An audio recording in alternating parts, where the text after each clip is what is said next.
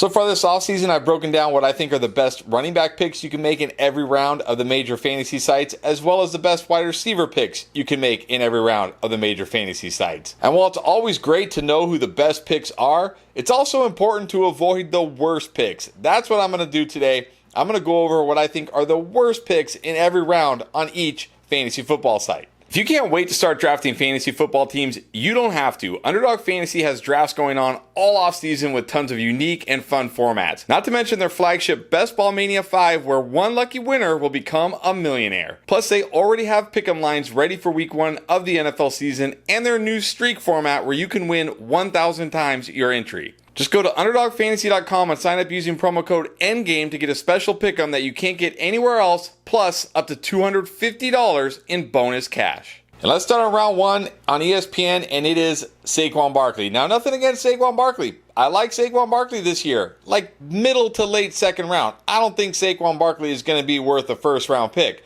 Sure, he's in a better offense behind a better offensive line. That part's great.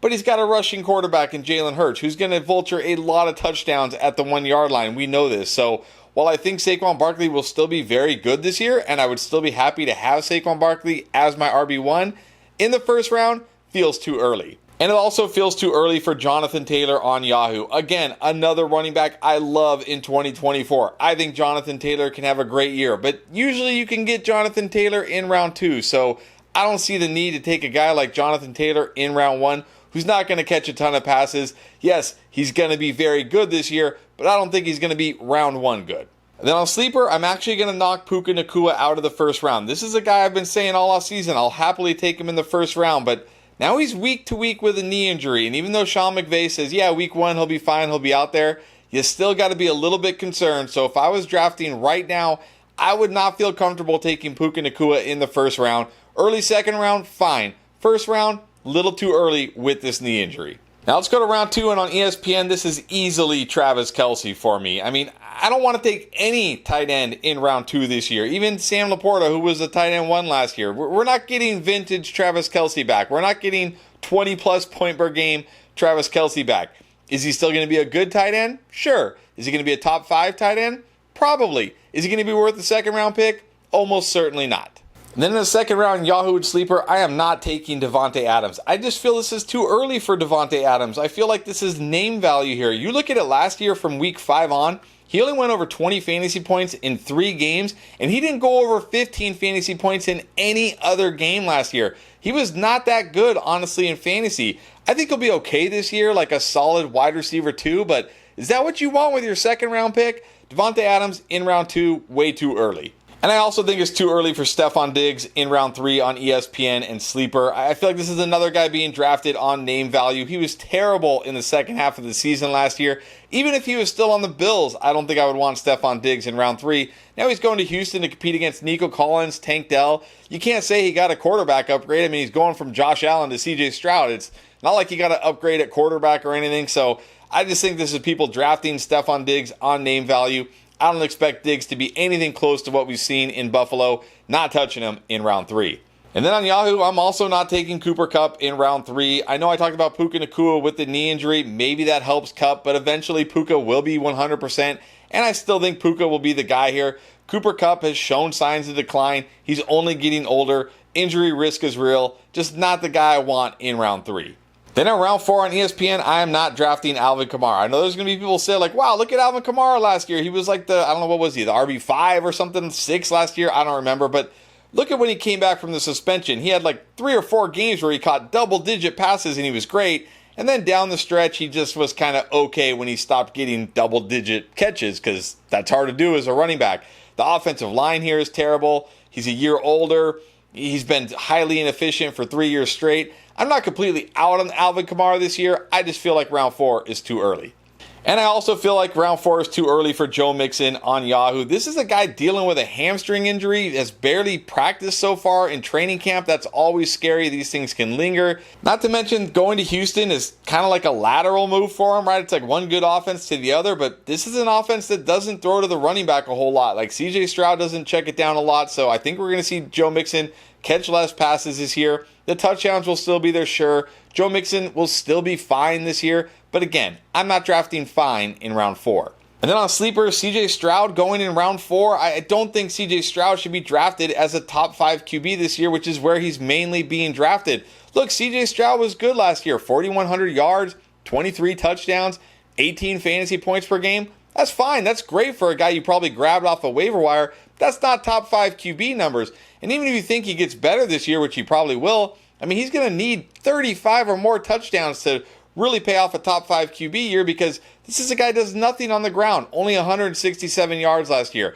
And I just feel like you can wait and get quarterbacks with just as much or more upside, like Kyler Murray, Joe Burrow, Dak Prescott, Jordan Love. You can get these guys later in drafts, and I don't think CJ Stroud is going to be much, if at all, better than them. So CJ Stroud, 4th round, too early.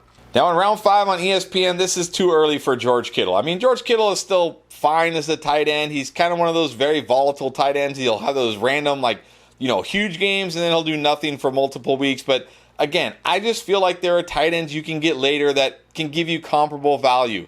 Guys like Evan Ingram, Jake Ferguson, maybe even David Njoku, maybe even guys like Pat Freiermuth this year. So I don't feel like I need to take George Kittle in round 5 when there's still really good running backs and wide receivers on the board. Then in round 5 on Yahoo, I was really shocked to see David Montgomery going this high. Now, I know a lot of people are very high on David Montgomery this year. 13 touchdowns last year. He's on the Lions, a good offensive line. I get all that, but I expect Jahmyr Gibbs to be the lead back in this backfield. And David Montgomery only 16 catches all year last year. So if he doesn't score double-digit touchdowns, what are you really going to get from him this year? So David Montgomery in round 5, way too high. And then I just find myself passing on Keenan Allen over and over again in round 5 on sleeper.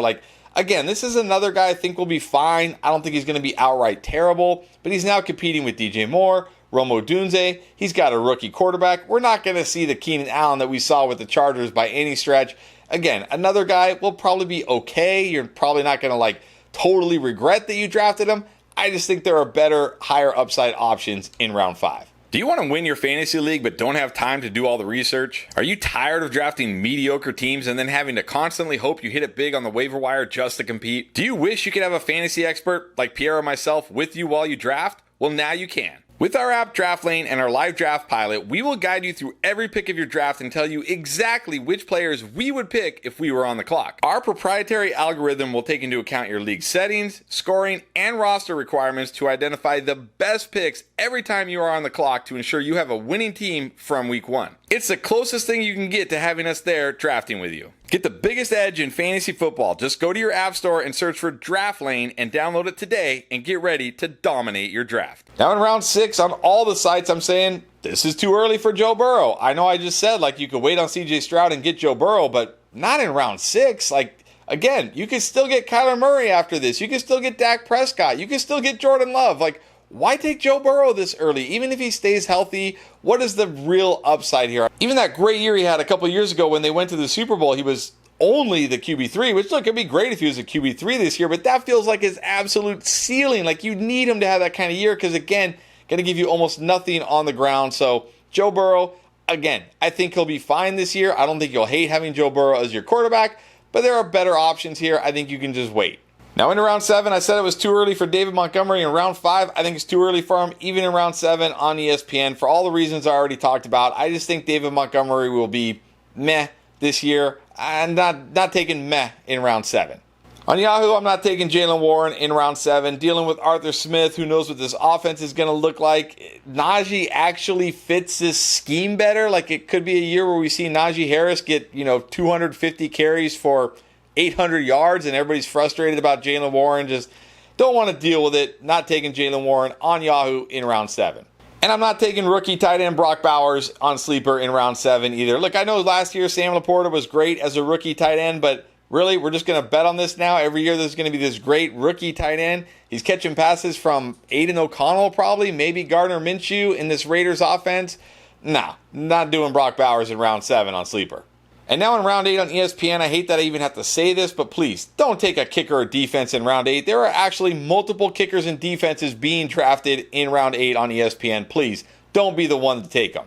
And if you're like, yeah, I'm not taking a kicker or defense, great, but also don't take Jonathan Brooks in round 8 on ESPN. I like Jonathan Brooks. I think Jonathan Brooks has a potential to take over late, but we're already hearing probably not at least till week 3 or week 4 that he's back, and then you know they're going to ease him into action. I don't think you want to draft a running back in round 8 that is going to sit on your bench for weeks and weeks and weeks doing nothing. So as much as I like Jonathan Brooks, round 8 on ESPN is too early. And round 8 on Yahoo and Sleeper is way too early for DeAndre Hopkins. 32 years old, just suffered a knee injury in camp. This is not the kind of guy you want in your fantasy team. This screams red flags, huge risk all over it. Not to mention, he was barely good last year, and now they just brought in Calvin Ridley and Tyler Boyd. No, not touching DeAndre Hopkins. Now, in round 9 on ESPN, I am not taking Austin Eckler. There's a point where I may gamble on Austin Eckler, but the single-digit rounds is not it. I mean, even if you don't think he was dust, even if you want to say, hey, it was the ankle injury, it affected him all year long. Okay, what's his role going to be in this offense? The change of pace back? He wasn't even good in pass protection last year. Brian Robinson is here. Round 9, Austin Eckler, no thank you. And same with Ezekiel Elliott on Yahoo. Round 9, Ezekiel Elliott, who was awful last year and only did anything in fantasy because A, they had no other running backs to use, and B, he was getting little chintzy dump-offs from Bailey Zappi. Ezekiel Elliott has no juice, has nothing left, and I really think Rico Dowdle is going to be the RB1 in Dallas. Not taking him in Yahoo on round 9. And I'm not taking TJ Hawkinson on Sleeper in round 9. I know you say, like, hey, look, if TJ Hawkinson can come back and get healthy, he can be great. But remember, a couple things here. Number 1, tore his ACL in the NFL playoffs. Unlikely we're going to see him for even half the season. And when he comes back, he's going to be eased into action. Number 2, it's not Kirk Cousins anymore. It's Sam Darnold. It's J.J. McCarthy. We can't just look at this offense last year and be like, that's the TJ Hawkinson we're going to get. So you combine the fact that you're going to miss this guy for half the season or more, really, and we don't know what this offense is going to be like. Not worth the risk for TJ Hawkinson. Into round 10, not doing it with Nick Chubb on ESPN. Again, you're going to see the name Nick Chubb. You're going to say, man, if he can just get back to healthy, what can he do? But this is a guy who had to have 2 surgeries on his knee that he already had major surgery on in college, tore multiple ligaments in this knee.